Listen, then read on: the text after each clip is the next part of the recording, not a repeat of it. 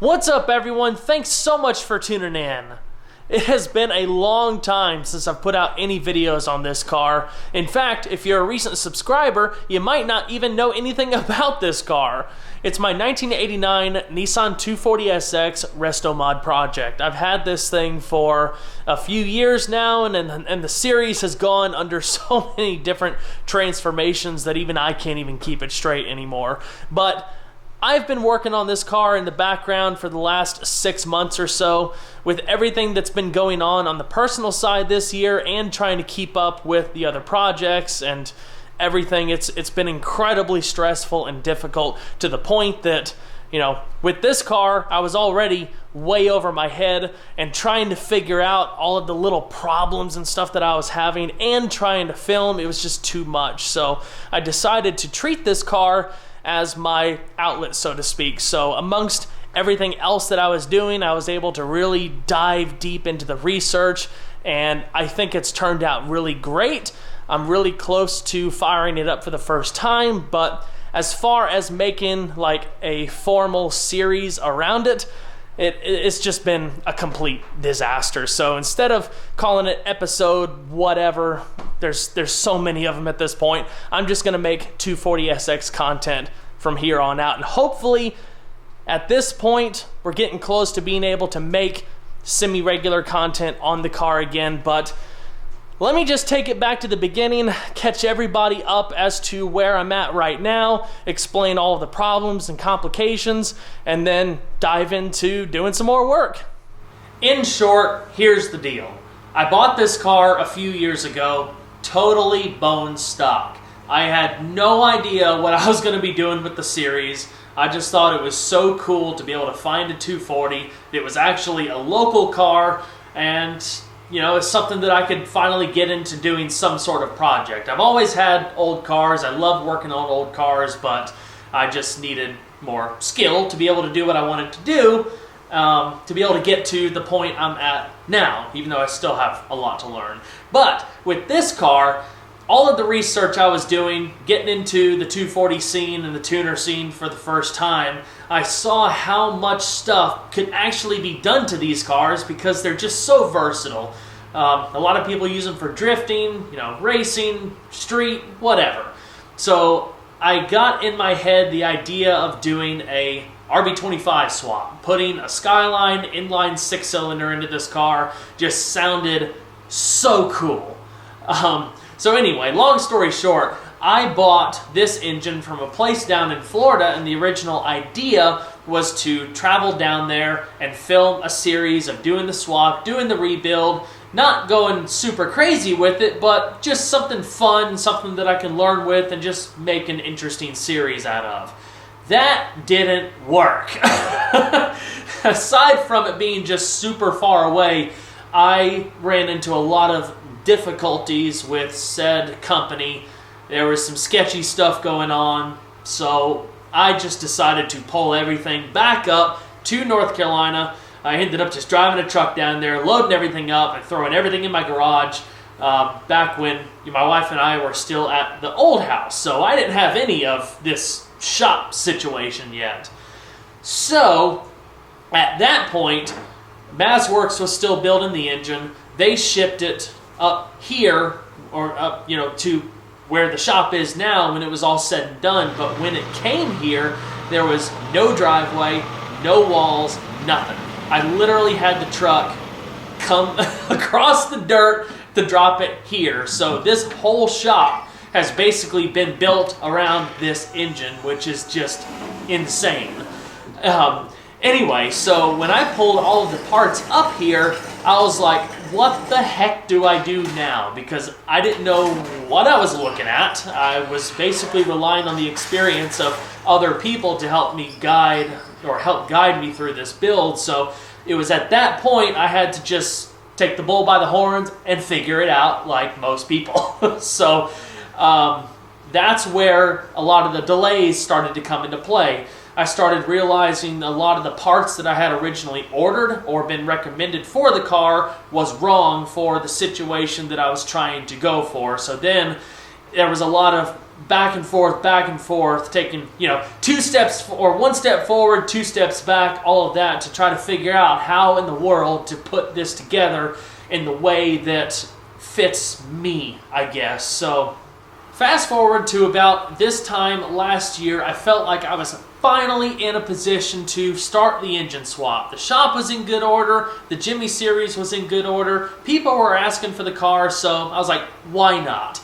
But after I pulled the engine, did a few videos around the swap, I realized I wasn't anywhere close to actually being able to put it together to the level it is now. There was a lot of stuff that I had to figure out. There was a lot of stuff that was still wrong, things that were missing, things that had to be figured out. Just about everything with this is custom, and I didn't know what to do.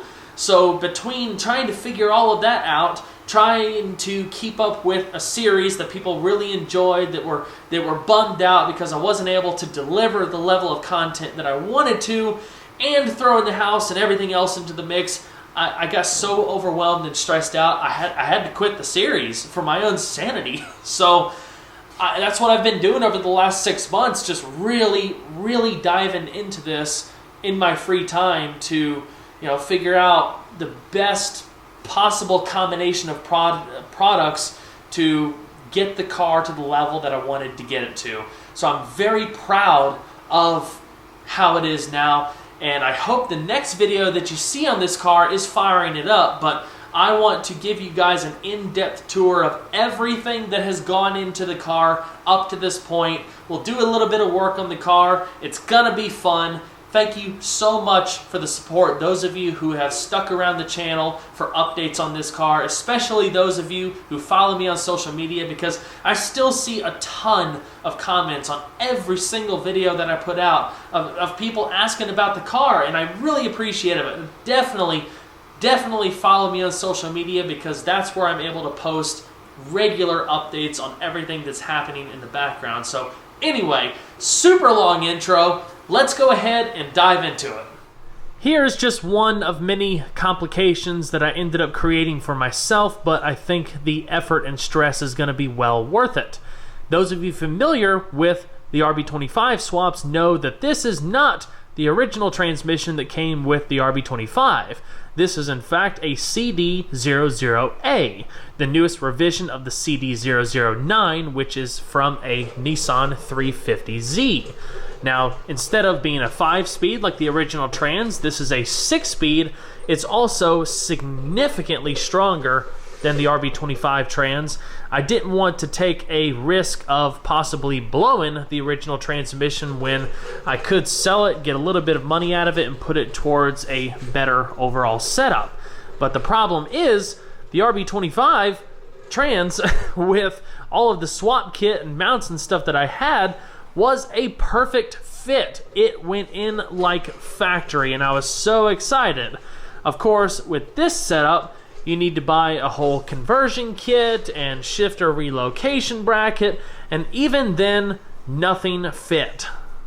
I'm not gonna lie, this was all very expensive, and I'm still struggling to try to find the value proposition, but from what everybody tells me, it's gonna be worth it in the end, so I guess we'll see when the car is finally on the road. But anyway, when you buy a bolt-on swap kit for something like this, which itself is very expensive, you expect it to work perfect with only minor modifications needed. Unfortunately, that just was not the case here. It seems like the kit that I went with does not take into account different motor mount configurations, because I'm actually running a Skyline subframe with Psycho mounts. In my opinion, it's the best setup for the S13 because it sets the RB25 lower and further back. There's a bunch of advantages to that, and I'll show you in just a moment. But because of that, compared to like an ISR conversion kit, which uses the stock S13 front cross member, this setup actually set the transmission way too far back. Now, with the 350Z transmission, the shifter point is already way too far back. It's about 6 inches further back. So when you're doing this swap, you also need to get a shifter relocation kit like this one here. But because of the motor mount configuration, even with this kit, it still sat too far back. I had to cut my trans tunnel like between 2 and 3 inches. It fits good now, and the position is actually really nice. I'll show you that when I get to the interior, but I'm just like, good gracious. And the cake, the icing on the cake, with the whole swap kit, I ordered a one-piece aluminum drive shaft, which is cool if it didn't need to be cut down 2 inches because how far everything sat back. So that was frustrating to say the least, but it's all figured out now. Oh yeah, I almost forgot about this. It's pretty important. This transmission only has electrical connectors for a reverse light switch and a neutral safety switch. There are no provisions for a speed signal, and I don't have ABS, so I'm like, how in the world am I going to get a speed signal? Well, there's a really nice kit for these transmissions to be able to do that. LOJ conversions. I got real lucky to stumble upon this. You basically replace the yoke with this one that has this wheel welded to it. It's all balanced and whatnot. And you set up this bracket with this, and it basically uses a magnet to pick up the rotation of this on the drive shaft to create a speed signal. Fascinating stuff. I can't wait to get it all set up. I had to replace my fuel pump, so while doing that, I just decided to drop the entire tank, give everything a thorough cleaning, get any old gas out of there. So all of that is back together like brand new, but while I was already knee-deep in the disassembly, I went ahead and cleaned thoroughly the underside of the car, put truck bed coating all over it, and a final coat of paint.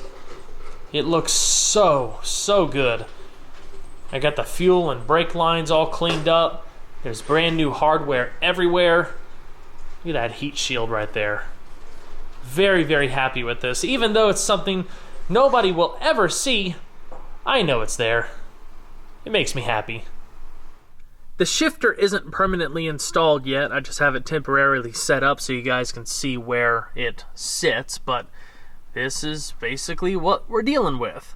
You can see just how far back I had to cut it from where it was in the stock location. You see a remnant of the hole at the front, but it's probably sitting about 3 inches further back than stock, but to be perfectly honest, my driving position, it's actually even better than it was stock, because before it was a little further up to here, like I had to stretch my arm out just a little bit more. Now it's more of like a natural position. I think it's going to work out really nice.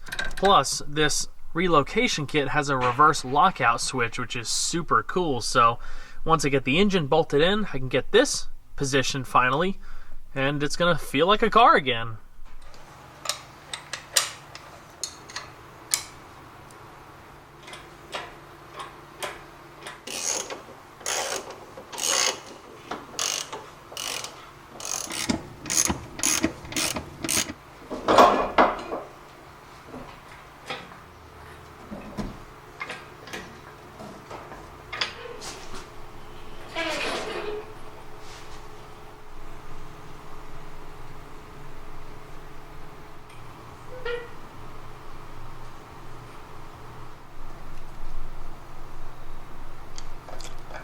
When swapping an RB25 in with the original transmission that came with the RB25, one thing that you have to do is hammer out the firewall on the left-hand side to be able to clear the starter. I already did that because that was the original plan, but because the 350Z transmission is so much larger, you can see just how much extra massaging was needed. When I first test fitted this transmission, it actually went all the way in, but it was such a tight fit, especially where the transmission crossmember goes, that it was shifting the transmission towards the passenger side. So the biggest point of clearance issue was on the right side, or the driver's side, and then, of course, the supports for the transmission crossmember and everything else that you see. Basically, I hammered out the entire transmission tunnel and got so much extra clearance. Now I need to reprime, seal everything up, bedline, and paint it. The thing that irritates me the most about the swap kit for this transmission is that out of all of the hardware that it came with, only a handful of them actually worked. Between going to Fastenal and O'Reilly, I had to source all of the bell housing bolts, which is ridiculous. And some of the adapter plate bolts that thread into the little motor support brackets on the bottom, they were too short. I had to go get those as well. So it's like, good gracious, I've spent all day almost just tracking down hardware and just the stupidest little things just to make sure that once the transmission is back on the engine, this time, it doesn't ever have to come off, hopefully. In case you were curious how all of this goes together, basically, the transmission needs to be milled down, or the edge of the bell housing needs to be milled down 14 millimeters in order to accommodate this plate that goes in between the transmission and the engine. Thankfully, with this kit, you can still use an RB25 setup for the clutch and flywheel.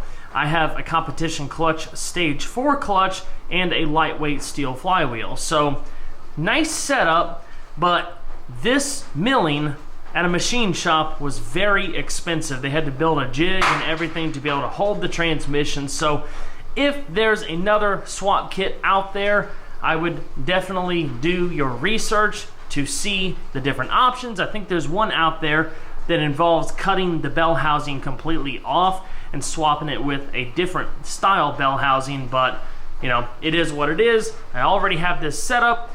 It's gonna work out great. It's just taken a lot more work to get it there. The starter had to be modified too. I'm not sure what vehicle this starter originally came off of, but my guess is maybe like a late 70s Datsun 240 or 280. At least that's what the general consensus was on a little turnover video I put on Instagram a while back.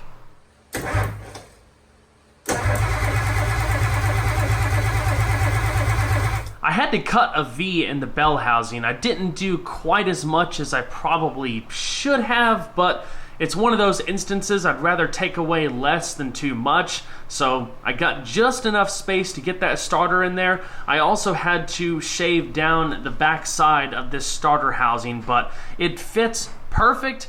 Everything is torqued down, it works, so I'm happy. I'm going to save the rest of the engine overview for the next video because this video has already gotten long enough and there's still so much more to talk about. In the next video, I will go over the engine and talk about all of the little things that I've done over the last 6 months. Lots of time, lots of money, but I think the extra time and money will be worth it in the end. I'm just so stoked to see this thing come together, but I noticed another little problem that I'm going to have to take care of, something that's kind of unexpected, but you know, project car life, this is exactly what I was talking about earlier. So many little nitpicky things that it's just a lot easier for me with trying to figure everything out to not film everything, I guess, but I'm trying my best. There's a lot of people that want to see 240SX content, so I'm going to try to deliver as much as I can.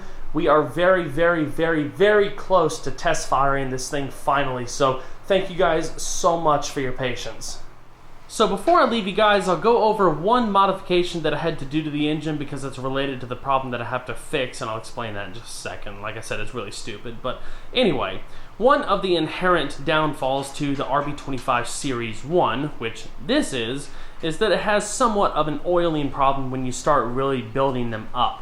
I'm not sure if they fixed this for the Series 2. I'm pretty sure the Neo does not have this problem, but if somebody wants to chime in the comments below, I would appreciate it. Basically, when you start building them up and adding higher flow oil pumps like the N1 pump that I'm running on this engine, the oil will end up flowing very, very well to the head, but it won't drain back down to the block fast enough. So depending on how your engine is built and how you are driving it, you could actually starve the block for oil, which is not a good thing, obviously. The way to fix this problem is to install a cylinder head oil drain kit. Basically, you have this fitting that's coming off of the back of the head, I bought my kit from Franklin Engineering. They're a New Zealand company.